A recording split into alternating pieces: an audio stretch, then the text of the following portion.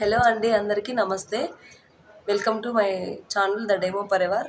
ఇంకెవరైనా సబ్స్క్రైబ్ చేసుకోకుండా సబ్స్క్రైబ్ చేయండి, లైక్ చేయండి, షేర్ చేయండి, కామెంట్ చేయండి. ఏమైనా తప్పులు ఉంటే క్షమించండి. నేను ఈరోజు చెప్పే మ్యాటర్ ఏంటంటే, నా పర్సనల్ లైఫ్లో నేను ఎలా ఉన్నాను, నేను నమ్మిన దేవుడు ఎవరు, ఆయన నా కోసం ఏం చేశాడు, ఎంతవరకు నమ్మొచ్చు అనే దాని గురించి నేను మాట్లాడుతున్నాను. అదేంటంటే, నా లైఫ్ ఎలా ఉంటుందంటే 2015కి ముందు, 2015 తర్వాత అన్నట్టు ఉంటుంది. 2015 కాదు, 16 అనుకుంటా. మా ఫాదర్ 2014 ఎక్స్పైర్ అయిపోయారు. దాని తర్వాత ఇంకా టీచర్ ట్రైనింగ్ కంప్లీట్ అవ్వడము, మా అన్న ఒక్కడి మీదే మా లైఫ్ మొత్తం బర్డెన్ అయిపోవడము, మా అమ్మ కూడా సింగిల్ పేరెంట్గా మమ్మల్ని చూసుకోవడము, మా అమ్మ చిన్న షాప్ రన్ చేస్తూ నన్ను మా చెల్లిని చదివించడము. అప్పటికే మా అన్నకి సాఫ్ట్వేర్ ఎంప్లాయ్ అనమాట అప్పటికే. కానీ అనుకున్నంత శాలరీ వచ్చేది కాదు. మొత్తం లోవర్ మిడిల్ క్లాస్ లాగా ఉన్నాము అప్పుడు. ఏం జరిగిందంటే, దేవుడి పరిచయం లాగా నేను చెప్తున్నానండి. పక్కాగా డెవోషనల్ అని చెప్పలేను, కానీ నమ్మొచ్చా నమ్మొద్దా, ఎందుకు నమ్మాలి, నమ్మితే ఏం జరుగుతుంది, సద్గురుని నమ్మితే ఏం జరుగుతుంది, మనకు వచ్చే బెనిఫిట్ ఏంటి, ఆయన మన జీవితాన్ని, మన నడవడికను ఎలా రూపుదిద్దుతాడు అనేవి కొంతవరకు తెలుసుకోవచ్చు. ఇంకా ఆ విషయంలో నేను చెప్పేది ఏంటంటే, నమ్మేవాళ్ళు నమ్మని వాళ్ళు అందరు చూడండి, ఏంటో తెలుసుకోండి. అందులో నేను చెప్పేది ఏమైనా తప్పు ఉంటే కామెంట్ చేయండి. ఎవరినైనా కించపరిస్తే మాత్రం సారీ అండి.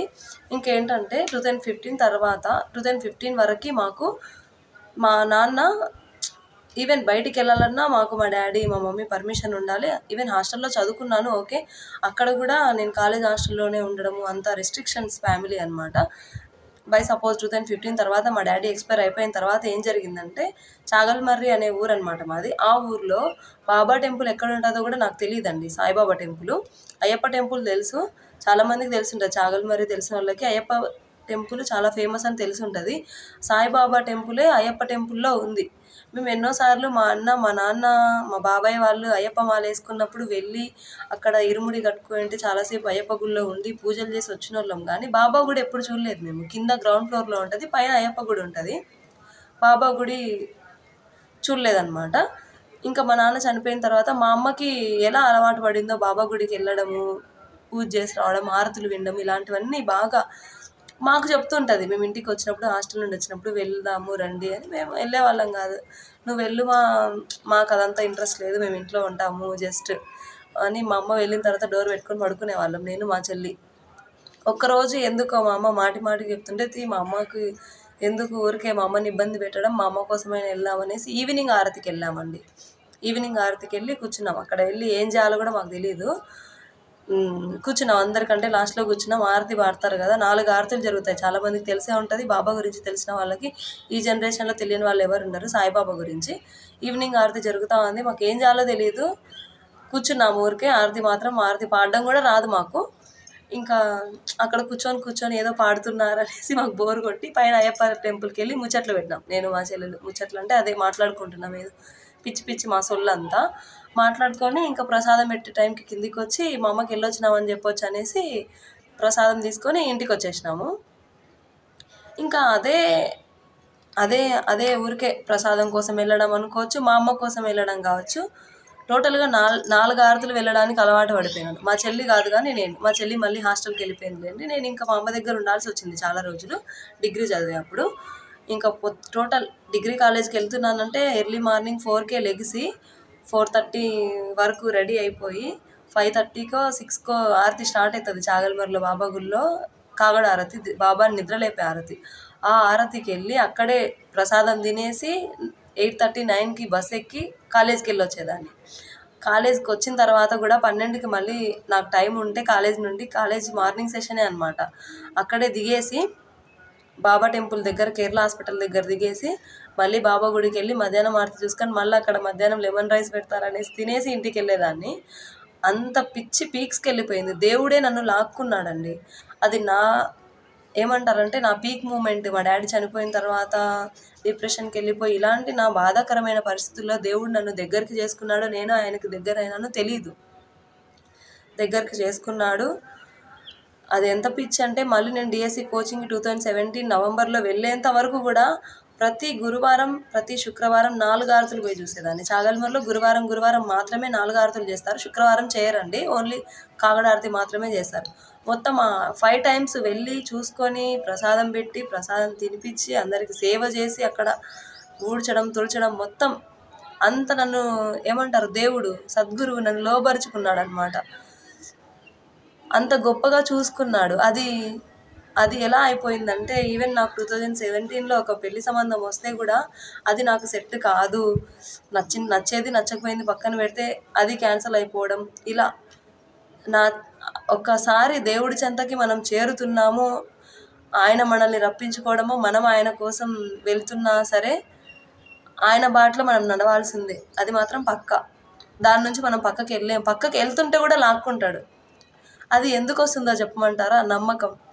దేవుడినైనా సద్గురునైనా నమ్మినామంటే జీవితం అనేది ఎంత సాఫీగా ఉంటుందండి. అది నా లైఫ్ చూసే వాళ్ళకి తెలుస్తుంది, చాలామందికి తెలుస్తుంది. చాగల్మర్లో బాబా గుడికి వచ్చేవాళ్ళు నా గురించి ఏమైనా మాట్లాడుతున్నారంటే ఈ అమ్మాయి ఎలా ఉండేది, ఇప్పుడు ఎలా అయింది, 5 years తర్వాత అయినా తిన మ్యారీడ్ లైఫ్ ఎలా ఉంది, ముందే ఎలా ఉండింది, ఇంత మార్పు ఏంటి, దేవుడిని నమ్మినందుకే ఇంత సక్రమంగా ఇంత చక్కగా బతుకుతుంది కదా అనేసి చాలామంది అనుకుంటుంటారు నా గురించి. బ్యాడ్గా అనుకునే వాళ్ళు కూడా ఉన్నారు. ఓకే, నేను అవి పట్టించుకోను, మంచి మాత్రమే తీసుకోవాలండి. ఒక వ్యక్తి నుంచి మనం ఒక వ్యక్తితో మాట్లాడుతున్నామంటే మంచి మాత్రమే తీసుకోవాలి, చెడు ఎప్పుడు దగ్గరికి రానివ్వకూడదు కూడా. సో బాబాతో ఉన్న నా అనుభవాలు చెప్తున్నాను. ఇంకా 4 ఆరతులకు వెళ్ళే పొజిషన్ నుండి ఏమైంది, మా చాగల్మరిలో ఎల్ఐసి నాగభూషణం అంకుల్ అని ఉంటారు, పక్కాగా పేరుతో సహా చెప్తున్నాను, తెలిసిన వాళ్ళు ఉంటే కామెంట్ చేయండి. ఆ అంకుల్ గుడికి బాగా రెగ్యులర్ అనమాట మాలాగే. ఆయన ఇంకొంచెం నన్ను ఇలా నాలాగా కొత్తగా వెళ్ళే వాళ్ళని ఆయన హైప్ చేసుకుంటారనమాట. అంటే ఏమైనా వీళ్ళతో చదివిద్దాము, ఒక బాబా చరిత్ర గురించి చదివిద్దాము, ఏదో నేర్చుకుంటారు, గురువు గారి గురించి చదివిద్దాము, ఏమైనా నాలెడ్జ్ తెచ్చుకుంటుందేమో దేవుడి గురించి. ఇంకా ఒక ఏమంటారు సాయి లాగా సాయిబాబా అని సాయి కోట్ లాగా రాస్తుంటారు కదా, రామకోట్ లాగా, అలా రాయిద్దాము, ఇలా అంకుల్ నన్ను మోటివేట్ చేస్తున్నారు. అక్కడ సాయిబాబా గుళ్ళో రాసే అనౌన్స్మెంట్ బోర్డు కూడా నాతోనే రాయించేవాడు, సూక్తులు రాయించేవాడు, బాబాకు సూక్తులు చదివించేవాడు, ఆరతులు పాడించేవారు, సాయిబాబా సూక్తులు, సాయిబాబా పాటలు, సాయిబాబా మొత్తం నా బ్రెయిన్లో ఎంత పిచ్చి అంటే నాకు నిద్రపోతే కళలు కూడా బాబాబే వచ్చేవన్నమాట. ఒక్కసారి నా కళ ఒకటి చెప్తాను చూడండి. కొత్తలో సాయిలీలామృతం పారాయణం చేయమని నాకు ఇచ్చారు. అది కూడా ఎప్పుడంటే మా అమ్మ వాళ్ళ ఇంట్లో సత్సంగం పెట్టించుకుంది, ఆలగడ్డ రామసాయి గారి చేత సత్సంగం పెట్టించుకుంది. సత్సంగం అంటే ఇంట్లో ఒక వారంలో ఒక రోజు మంచి మాటలు వినడం అనమాట. మనము ఒక గురువు గారు లాంటి ఒక మనిషి వచ్చి దేవుడి గురించి కావచ్చు, సద్గురు గురించి కావచ్చు, ఒక 4 మంచి మాటలు చెప్పుకొని భజన చేసుకొని వెళ్ళిపోతాము. సరే మా ఇంట్లో పెట్టించుకున్నాం, ఏదో మంచి జరుగుతుంది అనేసి. ఆయన నుంచి ఏం నేర్చుకున్నానో చెప్పమంటారా? ఆయన అవలీలగా మా చెల్లి హాస్టల్కి వెళ్ళడానికి ఇబ్బంది పడుతుంది అని చెప్పంగానే ఆయన ఏం చేశారు తెలుసా? విభూతి తీసుకొని చిన్నగా ఇలా చేతి మీద రాలిపోతున్నారు, జస్ట్ ఇలా రాలిపి అది ఎలా అయిందో మొత్తం ఇలా కుప్పలాగా పడింది. ఆ కుప్పలోనే నాకు బాబా కనిపించాడు. అది అంత పిచ్చి ఉండడం వల్ల నాకు ఆ విభూతిలో కూడా దేవుడే కనిపించాడు. మరి చెప్పండి మీరు, మనం దేవుడిని ఎంత నమ్మితే ఆయన గురించి మనం అంత నేర్చుకుంటాం కదా. నేనేమి ఇప్పుడు బాబా గురించి ప్రచారం చేయట్లేదు, జస్ట్ నా అనుభవాలు మీతో షేర్ చేసుకుంటున్నాను. నమ్మే వాళ్ళు నమ్మచ్చు, నమ్మని వాళ్ళు నమ్మకపోవచ్చు, ఓకే. ఆయన అలా చేసి ఇవ్వడం వల్ల ఆ విభూతి తీసుకుపోయి మా చెల్లి కొంచెం ధైర్యంగా హాస్టల్లో ఉండగలిగింది, తను ఎంసెట్ కోచింగ్ తీసుకుంటే అప్పుడు. నెక్స్ట్ ఇంకో చిన్న అనుభవం చెప్తాను చూడండి. సాయిలీలామృతము చదివే కొత్తల్లో నాకు సాయిలీలామృతం ఇచ్చింది కూడా నాగభూషణం అంకులే. వాళ్ళని ఇలాంటి మనుషుల్ని నేను ఒక 5-6 మంది దాకా ఉంటారేమో నా లైఫ్లో, వీళ్ళని అసలు నేను మర్చిపోలేను. పేర్లు పూర్తిగా చెప్పలేకపోవచ్చు కానీ ఈ వీడియోలో లైఫ్లో వాళ్ళని మర్చిపోతే కూడా నా అంత దరిద్రురాలు ఎవరు ఉండరు. అంత గొప్ప పనులు చేశారనమాట వాళ్ళు నాకు. అంటే మంచి దారిలో నడిపించడానికి నా కోసం వాళ్ళు చాలా కృషి చేశారు. నా బంధువు కాదు, నా మిత్రులు కాదు, నాకేం వాళ్ళు ఏదే కాదనమాట. జస్ట్ గుళ్ళో పరిచయమైన వ్యక్తులే నాకు గురువులుగా మారిపోయినారు. సాయిలీలామృతము చదివే కొత్తల్లో ఒక వారం సప్తాహం చేశాను. సప్తాహం తర్వాత ఏం జరిగిందంటే, నాకు సప్తాహం చదివిన తర్వాత నాకేదో ఈ సాయిలీలామృతం తోడుంటుందని ఒక ఫీలింగ్ అనమాట. పడుకున్నా నేను మంచంలో దిండు పక్కనే పెట్టుకుంటాను, పడుకునే అప్పుడు బాబానే చూస్తాను, లేసే అప్పుడు బాబానే చూస్తాను. కలలో వచ్చింది. ఇంత ఇంత ఇంత ఇంత పెద్ద ఇంత కుప్ప లాంటి గోల్డ్ కనిపిస్తుంది నాకు కలలో. కల చూపించి ఒక ముసలాయన, ఆయన బాబా రూపంలాగా నాకు కనపడలేదు, కానీ ముసలాయన. ఆయన ఏం చెప్పారంటే, తీసుకో అమ్మా గోల్డ్ తీసుకో అని చెప్పారు. సాయిలీలామృతం అయితే నా పక్కన లేదు. ఎవరు ఈ ముసలాయన, నేను పడుకుంటే నాకు బంగారం ఇస్తున్నాడేంటి అని నేను ఆలోచిస్తున్నాను నిద్రలో. సాయిలీలామృతము నా పక్కన లేదు, పడిపోయింది. కలలో పడిపోయింది. కాళ్ళ దగ్గర పడిపోయిందో ఎక్కడ పడిపోయిందో తెలియదు. ఆ ముసలాయన ఏమంటున్నాడంటే, 2 చూపిస్తున్నాడు నాకు. ఇంత కుప్ప బంగారం చూపిస్తున్నాడు, ఒక చేత్తో సాయిలీలామృతం చూపిస్తున్నాడు. చూపించి రెండిట్లో ఏది కావాలనో కోరుకో అంటున్నాడు. జస్ట్ సింపుల్గా అడుగుతున్నాడు నన్ను. నేను నిద్రలో నాకేం చేయాలో అర్థం కాలేదు. ఈయన ఎవరు, నన్ను ఎందుకు నిద్ర లేపుతున్నాడు, ఏం జరిగింది, మసగ్గా కనిపిస్తుంది అంతా నా కలలో. ఆ బంగారము చూపించి చెప్తుంటే ఎందుకన్నానో నేను టక్కున, నాకు మీరిచ్చే ఈ బంగారం ఎందుకండి, ఇంత గొప్ప సాయిలీలామృతమే నా చేతిలో ఉంటే ఇంతకంటే పెద్ద బంగారం నా లైఫ్కి ఏం కావాలో చెప్పండి, ఇంత సాఫీగా నడుస్తుంది, మాకున్న కష్టాలు కొన్ని తీరిపోతున్నాయి అనేసి నేను అన్నాను ఆయనతో. ఇంకా తర్వాత మళ్ళీ ఆలోచించుకో అమ్మ, నీకు ఇంత బంగారం ఇస్తుంటే వద్దు, ఈ పిచ్చి పుస్తకం కావాలంటున్నావు ఏంటంటే, మీరు మర్యాదగా వెళ్ళిపోండి నా దగ్గర నుంచి, ఈ పిచ్చి పుస్తకం అంటారు ఏంటండి, బంగారం కంటే ఎంతో విలువైనది ఇది, ఒకసారి మీకు తెలియకుంటే చదివి చూడండి సాయిలీలామృతం ఎలా ఉంటుందో, ఎంత అద్భుతంగా ఉంటుందో, ఎంతమంది అనుభవాలు ఉన్నాయో సాయిబాబా దగ్గర, అప్పట్లో ఉన్న భక్తులు కావచ్చు, వాళ్ళందరి గొప్పతనం ఏంటో మీరు ఒకసారి చూస్తే తెలుస్తుంది మీకు అనేసి అన్నాను. ఆయన ఈమెతో పోరాడి వేస్ట్, ఈమెతో వాదించి వేస్ట్ అనుకున్నాడేమో. ఆయన బంగారం ఆయన ఎత్తుకొని నా సాయిలీలామృతం నాకు ఇచ్చి వెళ్ళిపోయాడు. ఇలాంటి అనుభవాలు ఎన్నోనండి.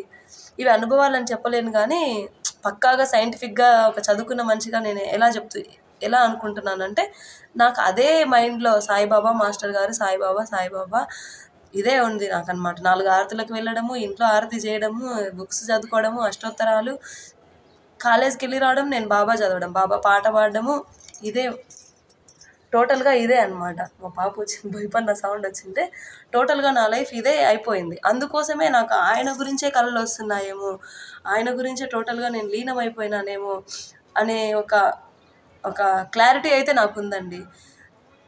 ఇంతకంటే ఎక్కువ చెప్తే బాగోదు. సాయిలీలామృతం ఎవరికైనా దొరికితే చదవండి. ఎవరికైనా కావాలంటే కూడా కామెంట్ చేయండి. చాలా గొప్ప అనుభవాలు ఉన్నాయండి నాకు ఈ విషయంలో. ఈవెన్ మా ఆయన గురుమోహన్ నాకు దొరకడం కూడా బాబా వల్లనే అనుకుంటున్నా. అనుకోవడం ఏంది, బాబా లేనిదే నాకు ఇంత మంచి గొప్ప జీవితం ఉండదండి. ఇది మాత్రం పక్కాగా రాసిస్తాను నేను ఎవరికైనా. దీనికోసం ఏం చేశానంటే, ఎన్నో సంబంధాలు చూస్తున్నారండి నా కోసం మా పిన్ని వాళ్ళు. విసిగిపోయారనమాట. కొన్ని వందలు ఒక 100 ప్రొఫైల్స్ చూస్తుంటాను నేను. వాళ్ళకి నచ్చకపోవడమో, నాకు నచ్చకపోవడము, అన్నీ నచ్చితే ముందుకు వెళ్ళకపోవడము, ఆ సంబంధాలు నాకు నచ్చకపోవడము, ఏజ్ ఎక్కువ ఉన్నవాళ్ళు, ఇలా ఎన్నో. మా రామ్ సాయి గారు ఒకసారి ఆలగడ్డ బాబా గుడికి వెళ్తే అక్కడ ఏం చెప్పారంటే, సరే అమ్మ, ఎందుకు మంచి వరుడు కావాలనేసి నువ్వు సంకల్పం తీసుకో, చెప్పుకో, 1 వారం గురుచరిత్ర పారాయణ చేయి. గురుచరిత్ర అనే ఒక బుక్ ఉంటుంది, తెలుసా ఎవరైనా? అది కూడా చాలా గొప్ప పుస్తకం. ఇప్పటికి కూడా నేను పారాయణం చేస్తున్నాను, చెప్తాను, దాని గురించి కూడా వీడియో చేస్తాను. ఆ గురుచరిత్ర 1 సప్తాహం పారాయణం చేసి, నీకు ఎంతో ఇష్టమైన ఒక పదార్థాన్ని బాబాకు వదిలేసాయి, అంటే తినకుండా పూర్తిగా మానేసేయి, సంకల్పం తీసుకో, నీకు మంచి వరుడు కావాలి, ఎన్నో సాయి సంకల్పంతో వరుడు కావాలని నువ్వు కోరుకొని దీనిలో టెంకాయ వేసేసి ముక్కొని పక్కకు వచ్చేసేయమ్మా అనేసి ఒక 5 ప్రదక్షిణలు చేసి టెంకాయ వేసి గురుచరిత్ర ఆయన చేతులతో తీసుకొని వచ్చాను. 1 సప్తాహం పారాయణం చేశాను. తర్వాత మళ్ళీ నాకు సాయి బంధువుల ద్వారానే నాకు మా ఆయన దొరికాడండి. ఎంత గొప్ప ఎవరికి ఉంటుంది చెప్పండి. ఇది ఎంత ఏమంటారు, సంతోషమైన ఫ్యామిలీ. మా అత్తమ్మ, మా మామ, మా బావగారు, మా తోడికోడలు, మా ఆడపడుచు, వాళ్ళ ఆయన, ఎవ్వరు కూడా నన్ను ఒక్క మాట అనేవాళ్ళు ఎవ్వరూ లేరు. ఇప్పటికీ ఇది ఓవర్గా అని మీరు అనుకున్నా పర్లేదు, కానీ ఇంత మంచి లైఫ్ నేను గెయిన్ చేస్తున్నానంటే కేవలం సాయిబాబా మాస్టర్, షిరిడి సాయినాథుని ఇచ్చిన ఈ జీవితమే. ఇంకొక చిన్న ముఖ్యమైన వాక్యం చెప్తాను చూడండి. సద్గురువు తలుచుకుంటే త్రిమూర్తులు ఎలా చెప్పాలి, సద్గురువు తలుచుకుంటే త్రిమూర్తులతో పోరాడి కూడా తన బిడ్డల్ని కాపాడుతాడంట. సద్గురువు త్రిమూర్తులకి మనకి వారధిగా పనిచేస్తాడు. ఇంకా చెప్పాలంటే సద్గురువు మన తలరాతనే మార్చేంత శక్తి సద్గురువుకు ఉంటుందంట. ఒక మహాదేవ్ శివుడికి కూడా ఉండదంట ఆ గొప్ప శక్తి, సద్గురువుకు ఉంటుంది. సద్గురువు మనకు అదే సద్గురువు అంటే మన సాయిబాబా లాంటి వాళ్ళు అనమాట. సాయిబాబా లాంటి వాళ్ళు దత్తాత్రేయ రూపాలన్నమాట. దత్తాత్రేయులు మొత్తం 5 మంది అండి. శ్రీపాద శ్రీ వల్లభుడు ఫ్రమ్ పిఠాపురం, నృసింహ సరస్వతి ఫ్రమ్ అది జ్ఞాన ఏదో ఊరి పేరు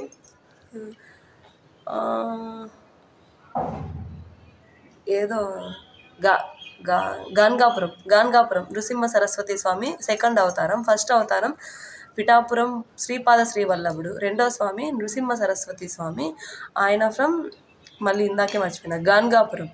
థర్డ్ వచ్చేసి మాణిక్య ప్రభువు. ఫోర్త్ వచ్చేసి అక్కల్కోట్ మహారాజు స్వామి. ఫిఫ్త్ సాయినాథుడు. అందరిలోకి గొప్పవారు సాయినాథుడే అని నేను చెప్తానండి, ఎందుకంటే చాలామంది నమ్ముతారు కాబట్టి.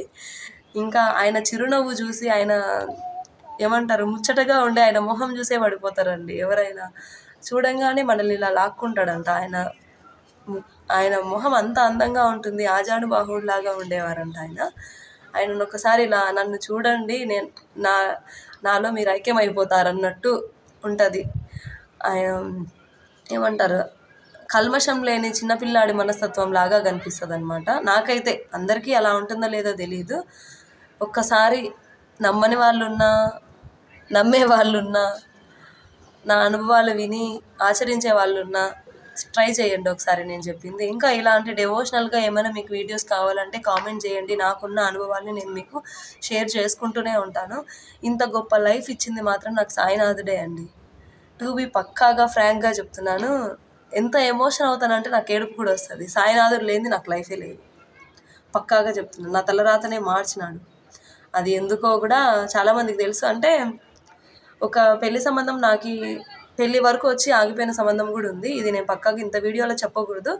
ఇలా అయిపోయి నేను మళ్ళీ ఆ ఫ్యామిలీ నుంచి నేను బయటపడి పెళ్ళి వరకు వెళ్ళకుండా మేము తెలుసుకున్నాము అంటే కూడా అది సాయినాథుడి వల్లే అని నమ్ముతానండి నేను.